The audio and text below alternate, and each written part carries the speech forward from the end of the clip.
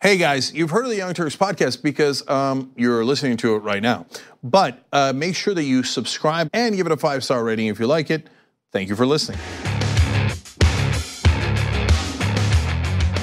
Fine, drop it.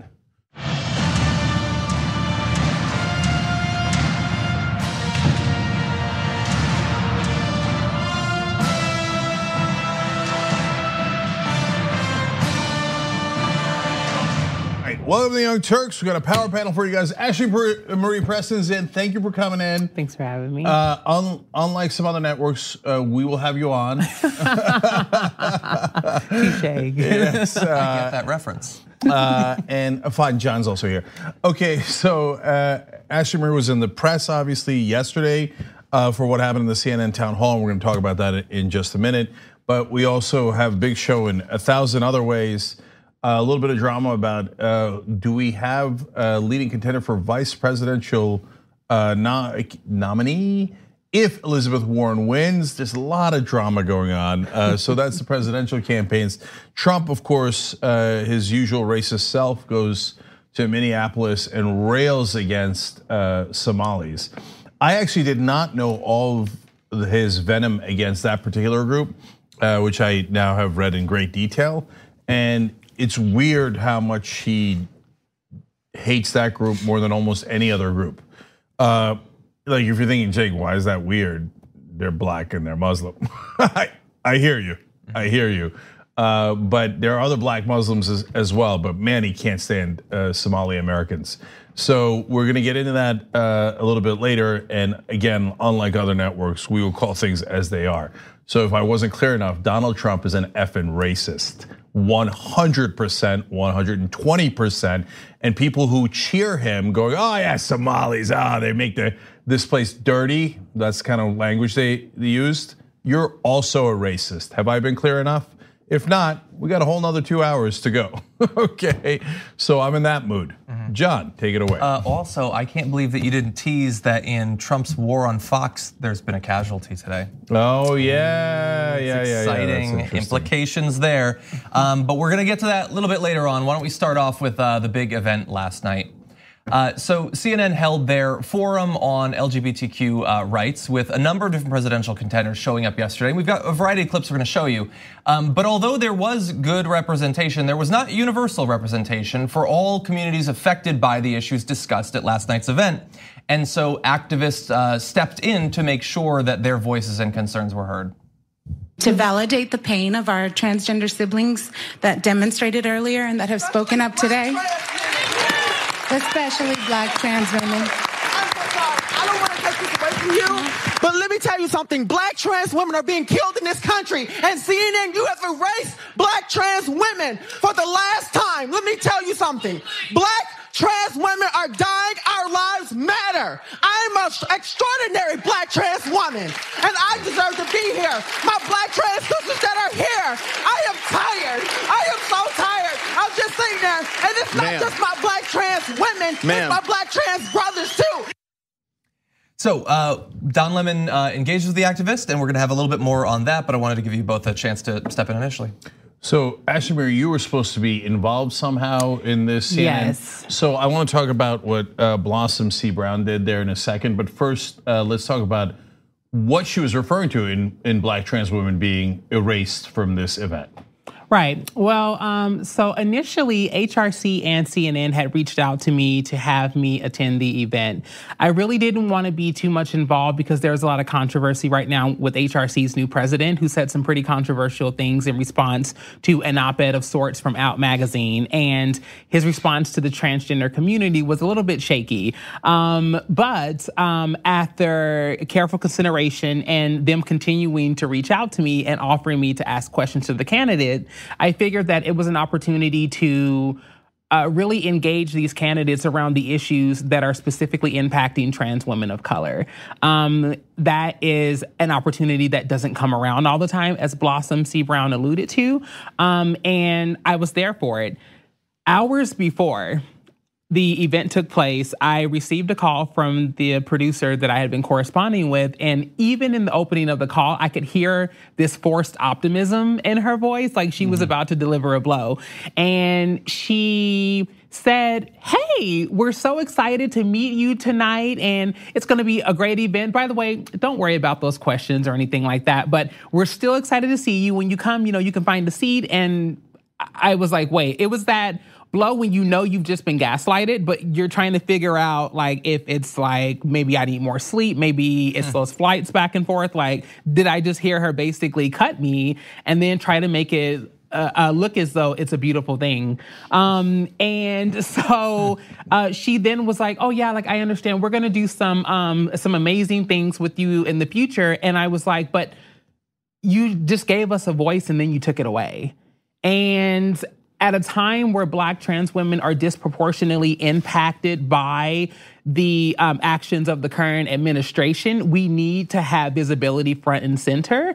And so a lot of Blossom's rage and anger, as she's been talking to other outlets about, stem from people like me who, I mean, not only am I a trans activist, I'm a political analyst and cultural commentator. This is my trade. This is what I do. So the fact that I wasn't even doing something more involved to begin with, even Chris Cuomo sitting there telling transphobic jokes, that could have been a seat that had a trans woman there, and it was just one of those moments where I was reminded that no matter how high you think you are out in the world or in your industry, in your field, there are always those people who are there to remind you that we still have work to do. Yeah. So let me ask a couple more. First of all, HRC, a lot of people are familiar, but a lot of people aren't. It's the Human Rights Campaign. Yes, the Human Rights Campaign. And they were working with CNN, and they represent the LGBTQ community in a lot of ways. Well, let's just be really specific. They typically represent wealthy gay white men. And so what happens is that this goes way back to the days of ENDA, with Barney Frank and the idea that we would just leave trans people behind. And it's just way too weird, way too confusing, way too complex. We'll come back for you all. We'll send you a postcard. Happy holidays. That vibe. And so there was never any healing around that. And so what's happening, and it's not necessary, I don't know how much of it is HRC and how much of it is just those who are involved and it ends up informing the culture. But the truth is that there are many wealthy gay white men who use their sexuality as a shield to hide their racism, sexism, and transphobia. Peter Thiel. Okay, well, he's an avid Trump supporter, so he's not hiding it very well.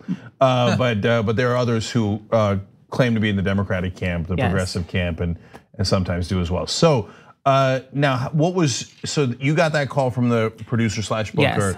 So what was your reaction? And what did you decide to do? Well, it was a really awkward situation because I had already promised people I would be in attendance. So people were excited to see me. Some people had even flown in for this event. So it put me in a really peculiar situation where I had to either decide whether or not I were going to play public relations and just try to keep it cute, smooth it over, or if I were going to stay on brand, which is say it like it is, shoot from the hip, give it to them straight up, no chaser. And that's what I did. So I went to Twitter and just let people know that, hey, I was excited about this, but I'm actually going to pull out, because really, when you tell me that you want my visibility and not my voice, you are exploiting the optics. You are trying to present this false veneer that you're inclusive and we're doing this amazing thing, but in reality, you're not. The same dynamic that we see when sometimes a Black man's walking down the street and maybe a white woman across the street holding her purse,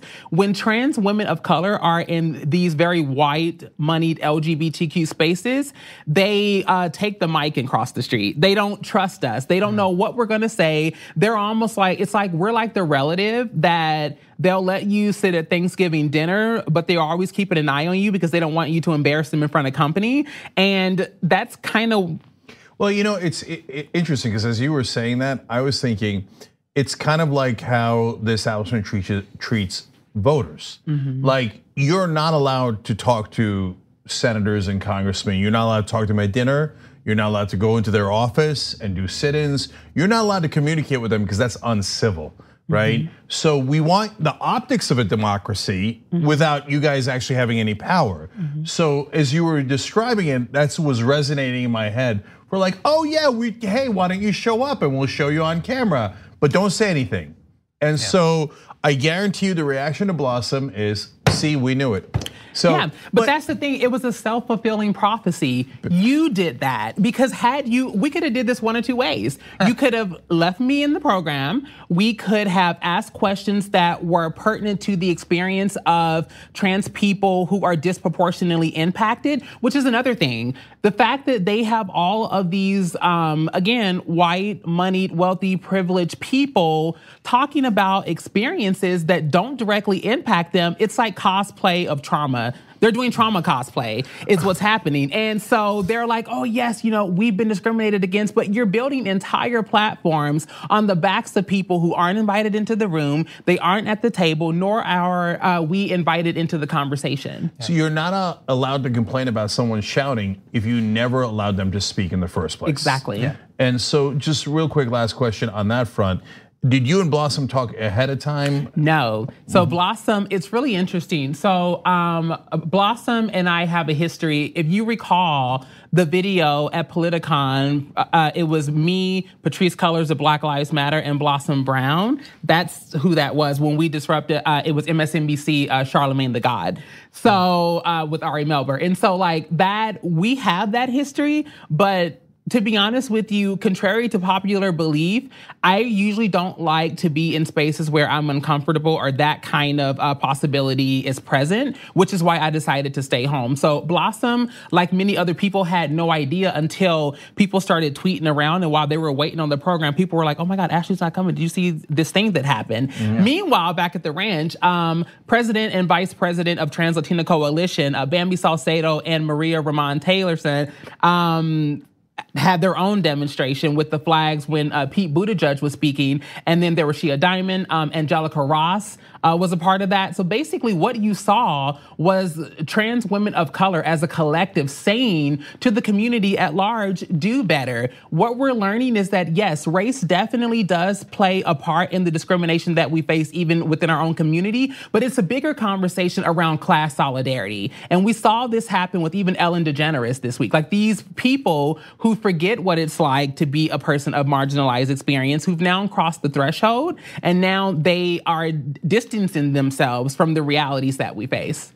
And in terms of, so we've been covering all of the general debates, and we've been trying to note, what are they talking about? What are they spending time on? What are they not mentioning? What are they giving one question to and then moving on as quickly as they can? And I think I looked at an analysis that broke down the number of questions. I think they said there wasn't a single question that dealt with an issue specifically of concern to lesbians. I think they said there was one question that touched on the bisexual community. I think they said there might have been one that specifically addressed gender non-binary, the community. And then also when they asked you to not participate, it wasn't like, well, we understand your concerns, you want to represent your community, but don't worry, we're gonna have other people that represent the community.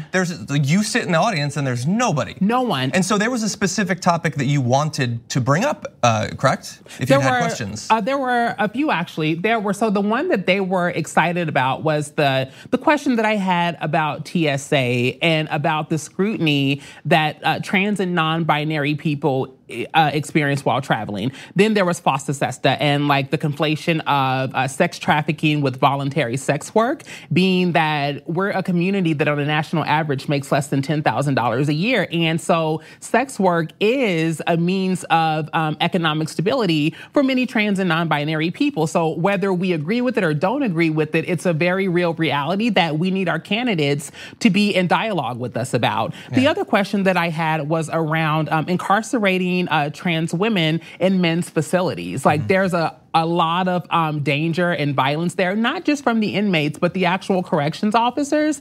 And then on top of it, why do we have trans women in prisons in general when literally 94% of our crimes are out of survival? So it's not us who are the criminals. It is the administration and the people who continue to intentionally block our ability to economically thrive. So Ashlee Marie, there's this pervasive irony that trans people are constantly attacked by homophobes and bigoted people, et cetera, right? And they're attacked for their choices and for who they are, and their gender, and all the things that we know.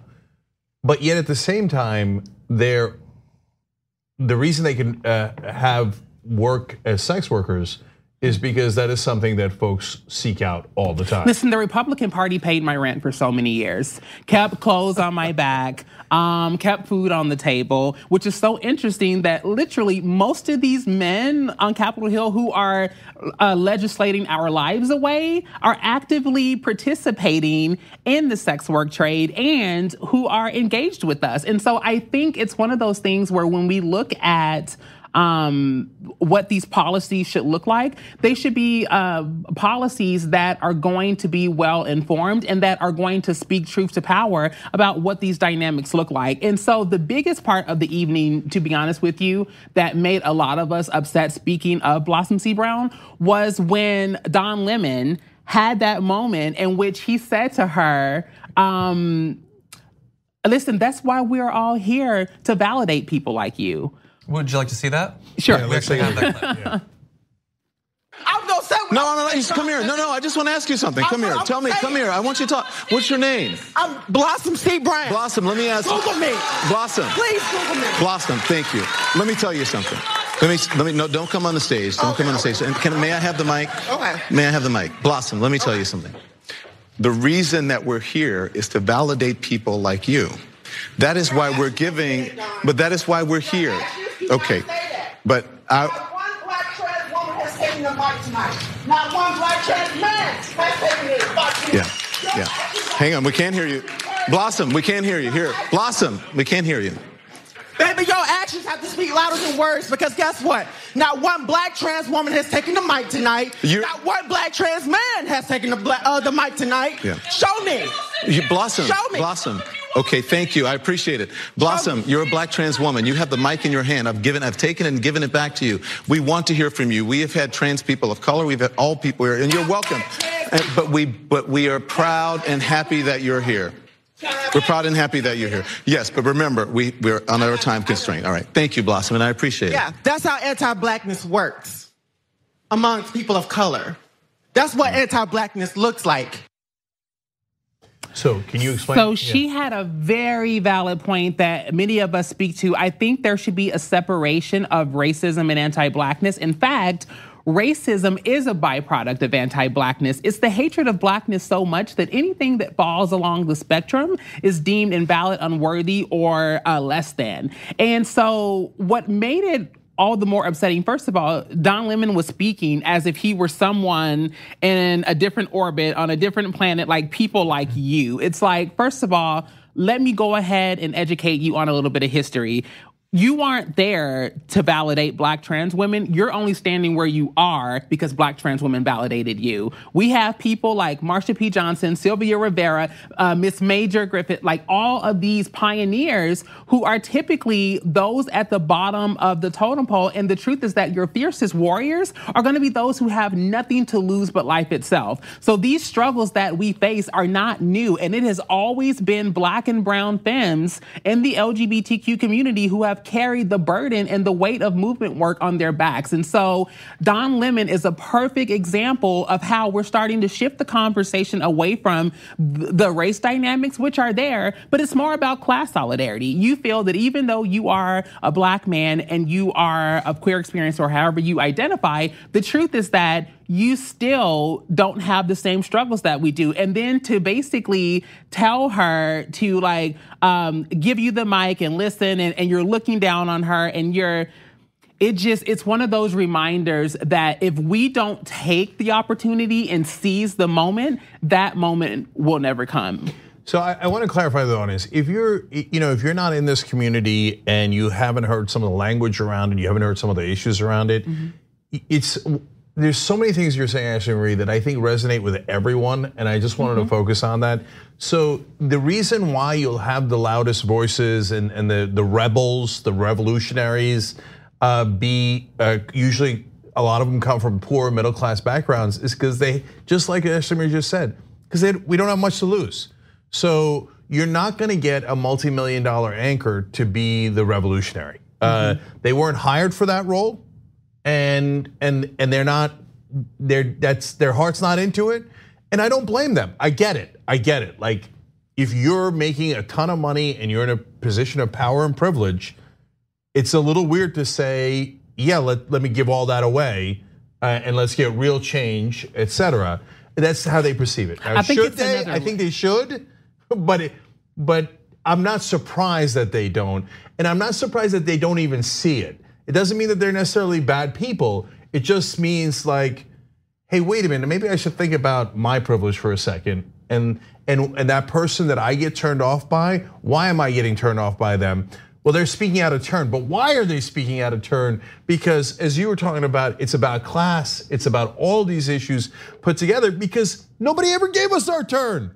But it's embarrassing and idiotic because basically you're playing step and fetch it, Don. They just told you, hey, come get your people. That's what they did. And so having you as a black man standing there, you may think that you've arrived and you're at this new level of worth and value. But at the end of the day, we are all the same. The 1%, the top people who are the decision makers, the people who are closeted racists, who control all of this, they still see you as the same. You're just a prop, just like you're trying to utilize us as. And I think that the other piece of it too, that it's at the tip of my tongue. I was trying to catch it a moment ago. The other piece is that Can I ask you one question as you'll recollect that in a second. So when are Republican politicians more honest? When they're with sex workers or when they're out in front of a camera? Sex workers, yeah. In fact, that's how we know who to vote for. Trust black trans women this election. We'll know who to vote for. We get all of the details. I think it's just one of those things ultimately where at the end of the day, what we continue to see is how we've been shut out of spaces that are supposed to be designated for our liberation. And what I'm happy about, and I went to bed with the biggest smile on my face because trying to hide the very thing that came out is what happened last night. And I'm just glad that America knows, because the truth is that so many people like yourselves want to be better allies to the community. You understand a little bit more than most people, but the truth is that the reason why America doesn't understand why black trans women are being murdered at exponential rates is because they see gay white men as the helm of the community, as the leaders. And so if we're looking at Ellen DeGeneres, if we're looking at Anderson Cooper, if we're looking at all of these people who are the 1% and they're a part of the societal upper crust, there's a huge disconnect between the very real grave threat that our lives are under. I gotta ask one last question as quickly as we can. A lot of people that are not well-versed in all the things you just said will say, hey, why protest Pete Buttigieg, for example? I mean, he is LGBTQ and he's running for president. Isn't that an amazing breakthrough moment? So how can you help have people understand that if in fact that's really what was happening? Yeah, I don't know. I think I haven't talked to some of the people who organized that yet. What I do know is that some of it is just timing. So it literally is, because we see the edited version, but we don't know like what led up to that moment. The other piece is that from what I understand, there's a lot of conversation around Pete Buttigieg from community, more specifically gay men even, who are kind of like, you represent this kind of like respectability politics that are authored by people that don't respect us. And so Pete's a different kind of gay. And I think he's actually said that in interviews, that he doesn't really connect or resonate with some of the narrative of the gay man. And so there are some people, from what I've heard, who feel that there's a lot of, I don't know, internalized homophobia there maybe around like trying to perform for a cis hetero society that says you're lucky that you even got in this race. And so like, let me not, be too gay, or like, something that will make me fall into this tropism of what it means to be gay. So that's some of the criticism that I've heard on that end, but it could have been coincidence. I'm not sure. Okay, fair enough. All right, guys, we got to take a break. When we come back, we've got a lot more politics for you guys. We need to talk about a relatively new show called the Republic, or UNFTR. As a Young Turks fan, you already know that the government, the media, and corporations are constantly peddling lies that serve the interests of the rich and powerful. But now there's a podcast dedicated to unraveling those lies, debunking the conventional wisdom. In each episode of the Republic, or UNFTR, the host delves into a different historical episode or topic that's generally misunderstood or purposely obfuscated by the so-called powers that be, featuring in-depth research, razor-sharp commentary, and just the right amount of vulgarity. The UNFTR podcast takes a sledgehammer to what you thought you knew about some of the nation's most sacred historical cows. But don't just take my word for it. The New York Times described UNFTR as consistently compelling and educational, aiming to challenge conventional wisdom and upend the historical narratives that were taught in school. For as the great philosopher Yoda once put it, you must unlearn what you have learned. And that's true whether you're in Jedi training or you're uprooting and exposing all the propaganda and disinformation you've been fed over the course of your lifetime. So search for UNFTR in your podcast app today and get ready to get informed, angered, and entertained all at the same time.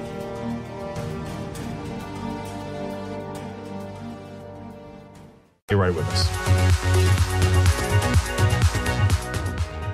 All right, back on the Young Turks. Look, there's a ton of comments. They're so wonderfully supportive. I'm just going to read a couple because otherwise I take up the whole show. And we have obviously more topics. A bathed in a very stable genius's tears writes in, how likely is it that HRC, the Human Rights Campaign, only invited Ashlee to lend credibility to the town hall, always intending never to let her ask questions? I'm guessing 99%. Look, I don't know the answer to that, and I can't speak on that. Do you? I kind of felt that. I felt it was a thing of we want your visibility and not your voice. We want your presence, but not your politics. Yeah, I hear you. Naomi Ridley writes in, Ashlee Marie, I am so sorry that this happened to you and to the Black trans community. We are with you and appreciate your work. And last one, My Gay Marriage writes in. Yes, Ashlee Marie Preston here to talk about the Equality Town Hall. I was disappointed that TYT didn't cover the LGBTQ presidential forum a few weeks ago, so I'm so happy to see this being discussed today. Thank you. So I appreciate you calling us out too. Honestly, the reason for that decision is we stopped covering the town halls. Period. It didn't have anything to do with that town hall. If you notice, we also didn't cover the 7-hour town hall on the environment. And so that has to do with lack of resources, et cetera, more than anything else. But hey, always keep us on our toes, always challenge us. We're not like the mainstream media where we yell at you, how dare you, right? So, and thank you for being excited that we're representing everybody today. Okay, John, what's next? Okay, let's continue on in that vein. At last night's CNN Equality Town Hall, there was a lot of serious discussion, but there were a few moments that got a little bit lighter, even a few laughs. Here is a great example of that. And a supporter approaches you and says, Senator, I'm old-fashioned, and my faith teaches me that marriage is between one man and one woman. What is your response? Well, I'm going to assume it's a guy who said that. And I'm going to say, then just marry one woman. I'm cool with that.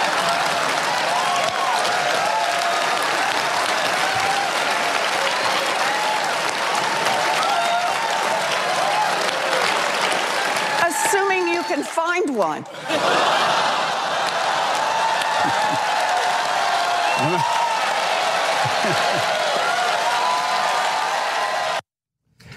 Okay. That was funny. She has been criticized, I've seen, quite a bit for that. Not necessarily from people I always agree with on anything, but a lot of people, probably more centrists, maybe even right wingers, are like, oh, well, then you can write off, Pennsylvania, Wisconsin. They started listing all the states that, because you are so callous in your disdain for Christianity, you have no chance of winning these states now. And I bet the people that are going to show up and fill in that space are the Gen Zers who live for meme culture. And there are also going to be a lot more LGBTQ people. This is probably one of my favorite moments with Warren. She was having fun. You could totally see she was having fun. In fact, this is her signature move now. When she rubs her hands together, she's literally releasing the hair follicles from snatching the entire audience bald with these quick, funny, this is her new thing. She did the same thing when she made the comment about, if you're gonna just ask, say we can't, why run for president? And then she was like, that's her signature. Oh, I never noticed that. So let alone the why she's doing it. That you you just explained. I want to be clear and fair. You're an advisor to Elizabeth Warren? I'm a surrogate. The wonderful thing that I love about it, and this is part of the conversation I even had around the town hall too last night, is that the campaign, all honesty, has never asked me to not speak about things that are more important to me. I'm still friends with other people from different campaigns. There's a lot of cross collaboration because I think ultimately the slate of candidates that we have, there's a lot of shared ideals. And I think that this is why all of the kind of like back and forth and kind of, it's unnecessary because I think at the end of the day, whoever wins the primary is going to be someone who has an idea of what kind of conversations need to be happening and what kind of moves they need to make to represent us in the general. All right, and now I want to address John's point. So this is something that happens all the time, and it's also a point about privilege. So whenever a progressive criticizes anyone on the right, it's very predictable, not just the right wing, but a lot of people in the mainstream media come out and go, oh, you can kiss Pennsylvania goodbye now. Okay, so let's break that down a little bit. So I guess you assume that Pennsylvania is bigoted, right? That they are homophobic, et cetera. Like this talk of like, well, that means you insulted all Christians. Wait a minute, you're not speaking for all Christians. No, you're talking about the fundamentalist Christians who hate gay people. Okay, so, but if you notice, if someone goes after African Americans who's a Republican, nobody ever says, oh, kiss Philadelphia goodbye. And without Philly, you can't win Pennsylvania. Forget Pennsylvania. Right. I can't believe this idiot would dare to criticize African Americans. Look, Trump today doing a rally or yesterday attacking Somali immigrants who are African Americans and Muslims.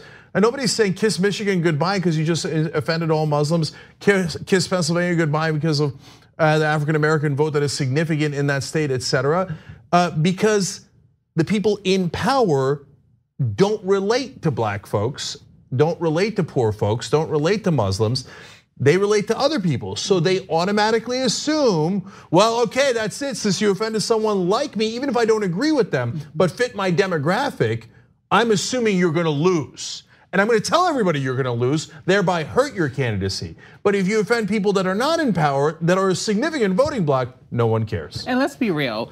Did you actually believe that they necessarily had it to begin with? Like, it's one of those things where that would have been the same response no matter what was said, what the outcome was, it would have been just that. And even with Elizabeth Warren, if she were too rigid and serious, oh, she needs to loosen up. She's like the same thing they did with Hillary. But now she's cracking jokes and she's like, she got her hand game going on and her like crapshoot moves and now she's just not taking this serious. She's just, oh, gay rights. Now she's, at the end of the day, most of what they're adding to the conversation has no real merit or validity or any factual data supporting their belief. So that's the last thing I was gonna say because it's so important. You're not gonna get the racist, bigoted, homophobic Trump voter anyway. Yeah. Stop it. It's total nonsense. It's not like there's somebody sitting in the middle of Pennsylvania going, oh man, I hate gay people and I hate black people and stuff. But I was thinking about voting for Warren instead of Trump. But when she said that comment about I should marry one woman, which I agree with, that really made me mad and now I'm not gonna vote. That's gaslighting 101, okay? And it was never the case. But I want you to know its real intent. The people who do it, they might not even consciously know it. I would actually guess that most of them don't consciously know it. But the intent is, if you're a progressive, don't speak up. Don't fight back, because then I'll tell you you're stupid and you're gonna lose the election, because what is their assumption? The country is center right. That's not remotely true if you look at the polling, it's the exact opposite. 2/3 of the country is progressive, and I can prove it to you in 24 polls. But everyone on television assumes, everyone in the pundit class assumes, country's right wing, country hates gay people, right? What an idiot supporting gay people, you're gonna lose Pennsylvania, right? Well, then why are we having the forum? Why do we even have a Democratic Party? No, the whole point is to try to get people like Elizabeth Warren to shut up. Well, she doesn't agree and she won't do it. And nevertheless, she persisted. And that's what people like about her. And guess what? That's why she's right now the front runner in the race. It's not like being more progressive hurt her. It took her from near bottom to the very, very top. How many times have you heard pundits on television go, you know what, it was a brilliant move by Elizabeth Warren to be really, really progressive. It took her from anonymity nearly, and I mean, after they wrote her off in the beginning, you remember that? After the Native American heritage so-called scandal, controversy, etc. Every so-called smart analyst on TV was like, oh, she's done, we're done with her, right? Now she's #1. How did she get there? Through bold, progressive plans. And credit. One of the things I love the most about Elizabeth Warren, she gives credit where it's due. So she will give Bernie credit. She will give Castro credit. She will say, you had this amazing idea. I support that. I may not understand the nuts and bolts of it, but you know what? You're working on this. I support that. And I think that it's going to take a candidate who's going to be able to unify. And so that 2/3 that you're talking about, I think it's because we're all starting to see through the gaslit fog of the GOP and these talking heads and political hacks who are just trying to scare us because really they're afraid because they know TikTok time's up. All right, love it. Let's move into darker territory. Yes. Okay. It took Ben Shapiro only a couple of minutes to move from a quote from last night's Equality Forum, Beto O'Rourke talking about tax breaks for religious organizations that discriminate against certain Americans, to threatening to gun down either Beto O'Rourke or a truancy officer were they to come to his door in a circumstance he didn't like. If that seems crazy, it's his show. Let's watch. In other words, if you're a church, you're not infringing on anybody's rights. You're just saying you can't come here for your marriage. Go to the church down the street. You're a religious school. You're saying, listen, you want to learn about gay rights? Go to the public school down the street. You're not infringing on anybody. Your mere existence is an infringement, according to Beto O'Rourke. The institutional existence is an infringement on liberty, according to Beto O'Rourke, and you must be shut down. You want a culture war in this country? You damn well have it, Beto O'Rourke. You want a culture war in this country? You want this country to come apart at the seams? This is how you do it. Because I promise you, if you come to tell me that you're going to indoctrinate my kids in particular policy and that I can't pull my kid out of the school and send my kid to a school I want to send them to, that I can't go to the church or synagogue that I want to go to, and if you make that national policy, not just California policy where I can move, but national policy, people are not going to stand for that. They're not going to stand for that. And if you send a truant officer to remove my child, I have two choices at that point, right?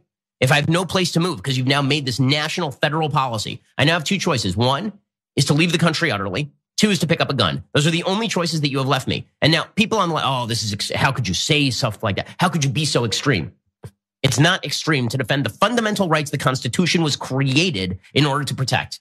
Beto O'Rourke does not get to raise my child. And if he tries, I will meet him at the door with a gun. That is insane. That is insane. If he tries to remove my child from my home, and well, he's not suggesting that. Where do you think this goes?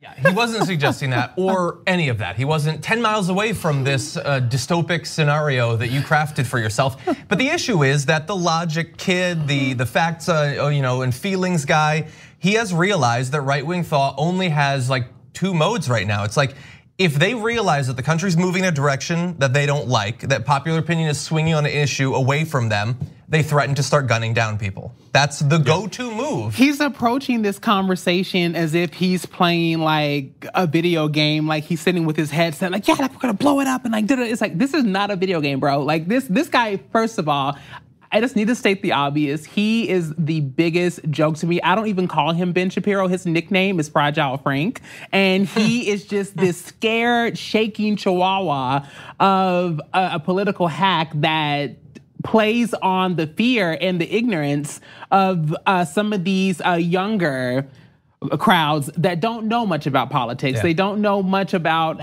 what the Constitution is about, like what's outlined, which that's interesting too, the fact that we're protecting the Constitution. You don't even understand the Constitution at all. Like they just. Yeah, so I gotta break this down. So I'm gonna that was littered with lies. I'm gonna explain what the reality is in a second.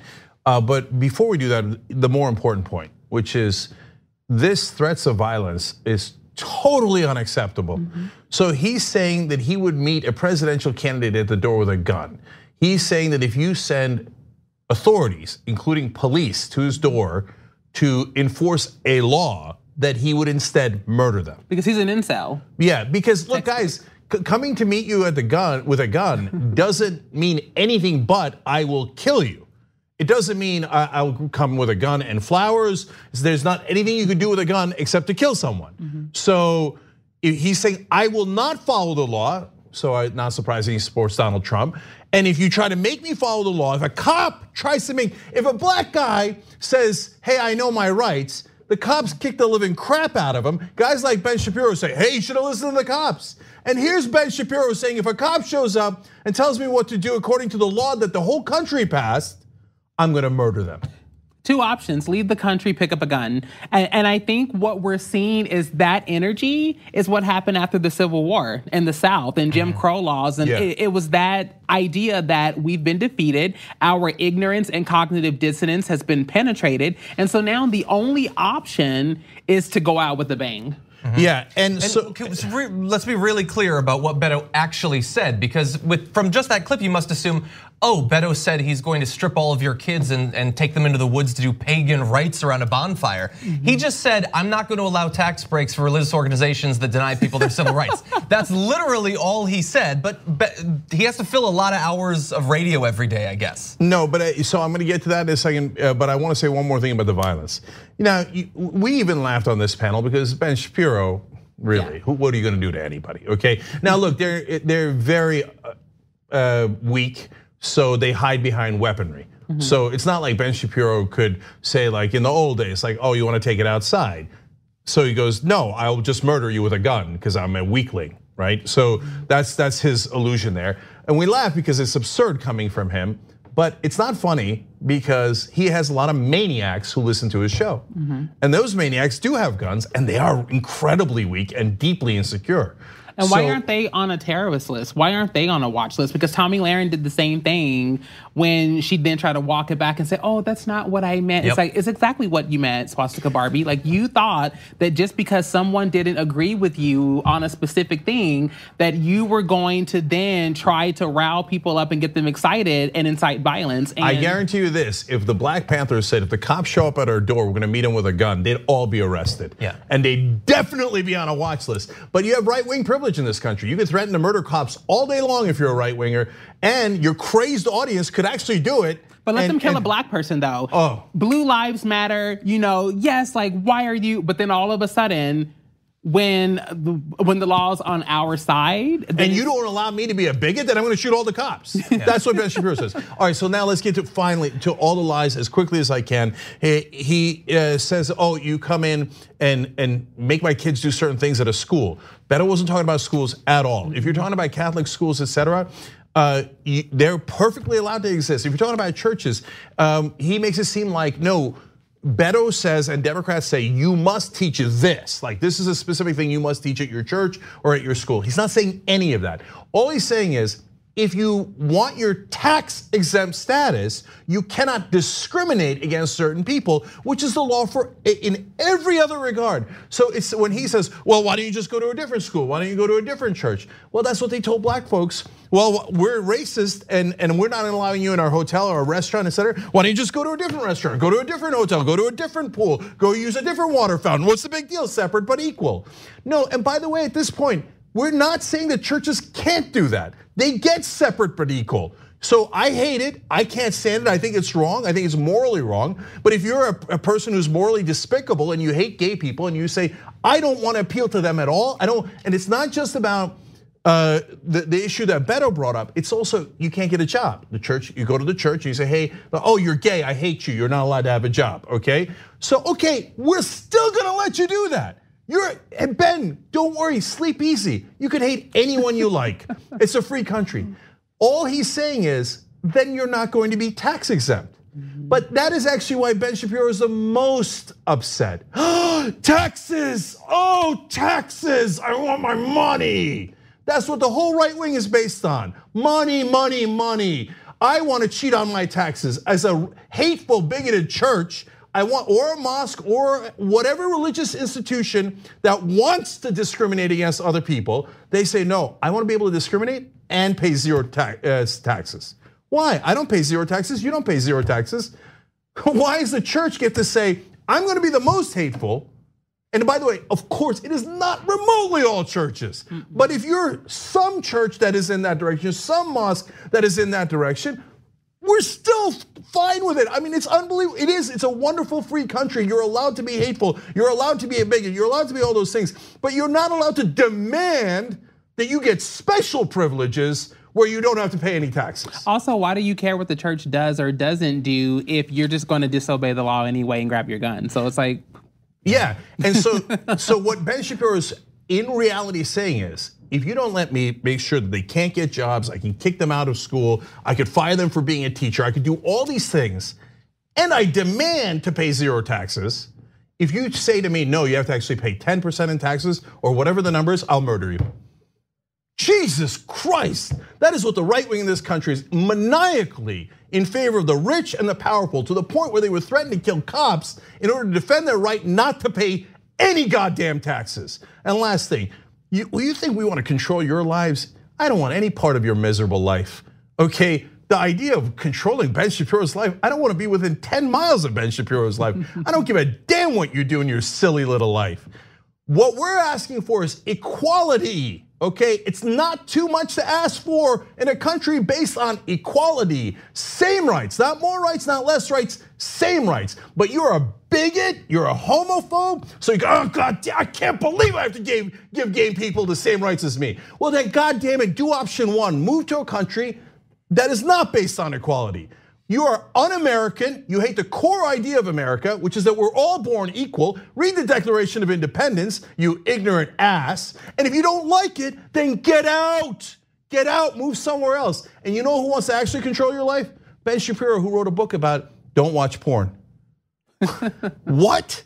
Hey, you over there, don't watch it. You over there, not that kind of porn, not that porn, not that porn. Can you believe the liberals want to control your life? Are you mental? What are you doing going on people's computer? Like, what are you watching? What are you watching? Don't do it, don't do it. I'm gonna control every part of your life. No, you're the big government advocate. Don't talk to your doctor about an abortion. I'm gonna get inside of your uterus. I'm not gonna let you do that. I'm gonna moralize. Don't watch porn. Don't sleep with that person. Don't love that person. Who wants to control your life? That jerk right there, that little weasel, is the one who wants to control your life. And we're not gonna let him, but unlike those monsters, we're not gonna go, I don't agree with Shapiro, so I'm gonna grab a gun. No, we're gonna do it politically. And yes, we are in the middle of a culture war. Our culture of equality is better than yours, of discrimination. And we're in the middle of winning, and that's why you're so pathetically bitter. And you know you've lost the debate. You've lost the American people. They agree with us. 2/3 agree with us on every one of those issues. That is why you are desperate and go, you know what? I'm gonna do the only thing that right wing's got left, violence. That means you have been thoroughly defeated. You are intellectually bankrupt. And those are the facts, and the facts don't give a damn about your feelings. Young Turks. At TYT, we frequently talk about all the ways that big tech companies are taking control of our online lives, constantly monitoring us and storing and selling our data. But that doesn't mean we have to let them. It's possible to stay anonymous online and hide your data from the prying eyes of big tech. And one of the best ways is with ExpressVPN. ExpressVPN hides your IP address, making your active ID more difficult to trace and sell to advertisers. ExpressVPN also encrypts 100% of your network data to protect you from eavesdroppers and cyber criminals. And it's also easy to install. A single mouse click protects all your devices. But listen guys, this is important. ExpressVPN is rated #1 by CNET and Wired magazine. So take back control of your life online and secure your data with a top VPN solution available, ExpressVPN. And if you go to expressvpn.com/TYT, you can get 3 extra months for free with this exclusive link just for TYT fans. That's expressvpn.com/TYT. Check it out today. We hope you're enjoying this free clip from the Young Turks. If you want to get the whole show and more exclusive content while supporting independent media, become a member at tyt.com/join today. In the meantime, enjoy this free segment. All right, back on the Young Turks. I go to Twitter real quick. Stephen Matrie says, Pennsylvania loves Elizabeth Warren's answer at Pennsylvania. Signed to Pennsylvania. Bobby in the member section says, Warren shut that man right up. The liberal mom says, as someone who's from a purplish district in Pennsylvania, I can assure you that the people who felt, quote, alienated by that comment will never vote for a Democrat. These people complain Klobuchar is too progressive. Okay, 100% right. Thank you, liberal mom. Then this handle writes in, TYT needs better gender options. Writes in, why can I see such an inspiring transgender woman on TYT but can't select trans woman from my own profile on the site? Well, I love you for wanting to select that and for calling us out on it. We didn't get there yet, but you're right, and we will definitely put that in. And I love that you're putting up your profile. So we started personalization, guys, about a week ago. So unlike other companies, we don't have a lot of folks working on this stuff. It's a small but mighty team. So they will get on that. Just if you can, please be a little patient with us. But this is how we do the show together. This is how we interact. This is how you're the Young Turks, okay? So we'll put that option in there, no question. Meanwhile, everybody, tyt.com.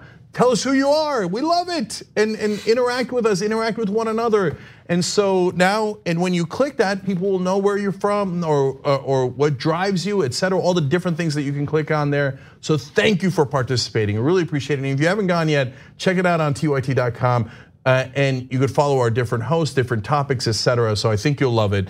And I know today we were supposed to do it on all of our partners that have our 24-hour cable channel, Pluto, Xumo, Roku, and YouTube TV, and we're live on those now. But we had a technical issue in the beginning, so we opened it up for everybody. So we're also on YouTube live today as well, even though we weren't supposed to. But if you want to be a member, you want to watch us on those platforms, that would be amazing. In order to be a member, of course, if you are a member, you always get every show live and non-live anytime you want it. tyt.com/join. Thank you, guys. All right, what's next, John? Okay, one last topic to close out the first hour. There's a lot that Donald Trump has had to complain about on Fox News recently, almost all of it Shep Smith. And so today is actually a day of good news for Donald Trump. Shep Smith apparently is out. Here is his final sign off from his show. The opportunities afforded this guy from small town Mississippi have been many. Fox News has allowed me to travel the country and the world, gathering the facts of the day for you. Together with my colleagues, we've written a first draft of history and endeavored to deliver it to you while speaking truth to power without fear or favor, in context and with perspective. So recently I asked the company to allow me to leave Fox News. After requesting that I stay, they obliged. Under our agreement, I won't be reporting elsewhere, at least in the near future, but I will be able to see more of Gio and Lucia and our friends and family. Then we'll see what comes along. This is my last newscast here. Even in our currently polarized nation, it's my hope that the facts will win the day, that the truth will always matter, that journalism and journalists will thrive. I share those same hopes, just don't have a lot of hope in those areas. So that was his final statement. Some of what he said about the negotiations, I guess theoretically could be true. We'll see in a few months how much actually ends up being true. And just a quick note, he talked about them writing the first draft of history. Shep Smith is a lot better than everyone else at that network, but man, some of those areas of that history would be pretty dark, pretty weird. Yeah. They viewed much of the 19th century through an odd lens. But anyway, he's gone, and so Donald Trump has gotten what he wanted. I mean, there's other people he doesn't like at the network, but Shep Smith was the one that was most regularly a thorn in his side. Yeah, so look, Fox News didn't just write the first draft of history. In a lot of ways, they made history. So it's painful to talk about, but we've got to be honest with what happened. So people talk about them in the Trump era a lot. No, they've been toxic from day one. They were meant to be toxic. That was the whole point. And they were meant to lie about it. If they just represented a conservative opinion, it's a free country. And so we would disagree and we would fight, but it's fine. They pretended to be fair and balanced. They put news in the title to mislead you on purpose. And then the most damning thing that they ever did is the one that gets the least attention. In the 2000 election, when it was an absolute tie between Bush and Gore, they had hired Bush's cousin to be their vote counter. And Roger Ailes pulled off a great trick. And so, look, unlike Trump, Roger Ailes was very, very smart. And he had Bush's cousin say, yeah, Bush won the election. So they declared, and they know that the rest of the media is a bunch of weaklings and followers. So once Fox News came out in 2000 and said, George Bush has won the election, everybody else at the other networks panicked, and there's literally reporting from inside the networks that said, well, Fox called it, we gotta call it, we gotta call it. And then later, when all the votes were counted, after the Supreme Court stopped the vote and the news agencies actually got the ballots, collectively they counted them, it turns out Al Gore had won the state of Florida. Under every counting measure there was, the whole state of Florida, Al Gore had won it. He was the actual president. He didn't just win the popular vote, he won the Electoral College. But Fox News robbed this country and of this world of him and put in a guy who started the Iraq War, crashed the economy, and set the world ablaze. Fox News did that. So you'll forgive me if I'm not moved by your first draft of history and how this toxic place has done great damage to the entire planet. Now, having said that, Shep is by far the best guy on Fox News, and what he had always just done a little pinprick, if you will, into their veil of lies. So from time to time, he would tell the truth, and he would, back when Roger Ailes was alive and running Fox News, Ailes would call him in. He'd tell him, look, you only get that once a year, right? In essence, right? That's the bottom line of it. And Ailes found Shep Smith, and Shep's been on there for 23 years. And if you're Shep and you went from nothing to a very successful, wealthy person, I can understand why you'd be loyal to a guy like Roger Ailes. On the other hand, Roger Ailes is a monster who treated people horrifically. So you could have your own personal loyalty, that's up to you, brother. But back when Ailes was alive, he'd allow the truth about once a year. Now he's not alive, he's not running Fox News, and Shep's saying it all the time. And now we got problems. And now all of a sudden, Shep is gone. So I have no idea if he's telling the truth when he says, I asked to leave. He sounded genuine there, but it's Fox News, you never know. But Shep's a truth teller usually on Fox News as much as he is allowed to. So maybe he did want to leave, but I don't know why. I kind of feel like some of it was a little performative. Like the performance was stellar because I could look in his eyes and see one thing, and then there would be those one hook things that he would say that I could just like see him turn the blade in Trump's stomach. Like he would, those principles of honesty and truth and integrity and just kind of like talking around it. But I would have to say it has been thoroughly entertaining watching the GOP self-cannibalize because Trump is so toxic that even the toxic of the toxic are seen as like Mother Teresa in proximity to Trump. That's true. And it's just really interesting that what I want to see is what happens during the election, because there's a lot of people who obviously aren't going to come out and speak against Trump because they're afraid of him and they're afraid of what some of the more extreme base would do. But I think that it's going to tell a different story in the polls, much like it did when people didn't vote for him to begin with, and some of them voted for Hillary because they didn't want to see him. So, excellent example of what you're talking about is Colonel Ralph Peters. I mean, the guy's nuts on foreign policy, nuts on 100 different things. But Trump was so toxic that Ralph Peters was like, no, I'm leaving Fox News. I can't stand this place. Like, really? I mean, look, sure, let's do all the terrible things that we normally do, et cetera. But this guy doesn't even believe in democracy, doesn't even believe in America. And so he left and he's now on CNN. So I don't agree with Ralph Peters on anything. But even that guy had a line and Trump crossed the line. It's like that episode of Family Guy when they're like, bird is the word. And then after maybe like 5 minutes in, you're just like, okay, I get it. Like it was funny like the first 5-10 minutes, but now it's too much. That's Trump in this election. 100%. Same thing with Shapoopy. Yeah. One point I want to make really fast. We didn't get into it yesterday. There wasn't enough time, but it was one of the reasons why you were talking about the possibility that the younger remaining Murdochs might turn them in a more moderate direction because of their business interests outside of Fox News, which is certainly a possibility. But I felt like I had seen the first draft of this a couple of weeks ago when Shep Smith was feuding with Tucker Carlson, and Shep was just calling it like he saw it. Tucker was bringing on guests to bash Shep Smith, and management saw that feud and said, Shep, if you don't stop, we're taking you off the air. And so I suspected if they have their straight news guys and their opinion guys, they know what their fans are coming for, and so they chose to side with Tucker. And I think what we're seeing here, what Trump wants out of Fox News and what they're creating now by getting rid of Shep Smith is there is this ever-present radicalization of media where people are pushing for more extreme versions of what they enjoyed previously. And what's important to note about this change to Fox is that Fox is not through this becoming more conservative. It's becoming more conspiratorial, more detached from reality. It's becoming more extreme, but not more extremely right.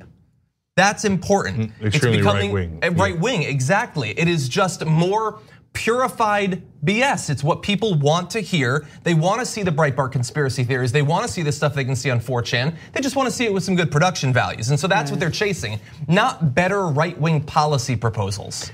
So last thing on this is that, look, Shep could be lying. And why would he lie?